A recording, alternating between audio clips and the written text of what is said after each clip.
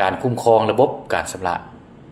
ได้อนุญาตให้ธนาคารธุรกิจ1แห่งให้บริการบัตรชำระเครือข่ายสากล Union Pay และเครื่องอ่านบัตรหรืออ่านข้อมูลอนุญาตให้บริษัท1แห่งให้บริการชำระ WeChat Pay และบริษัท1แห่งร่วมมือกับธนาคารธุรกิจเพื่อให้บริการเงินฝากผ่านช่องทางดิจิทัลนอกจากนี้ธนาคารแห่งสปปลาวได้ออกแจ้งการเกี่ยวกับการเปิดบัญชีเงินฝากธนาคารให้บุคคลอื่นนำใช้เพื่อเป็นการเตือนสติสังคมซึ่งเป็นปรากฏการณ์ตัวยั่วเกิดขึ้นอย่างแพร่หลายในสังคมโดยเฉพาะการชักชวนให้บุคคลหนึ่งเปิดบัญชีเงินฝากธนาคารแล้วมอบสิทธิ์ให้ตนโดยเสนอผลประโยชน์ใดหนึ่งให้ผู้มอบบัญชีให้พวกเขาเจ้าซึ่งเอิ้นว่าบัญชีม้า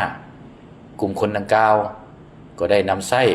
บัญชีธนาคารนั้นเพื่อเก็บเงินหรือฟอกเงินที่ได้มาโดยผิดกฎหมาย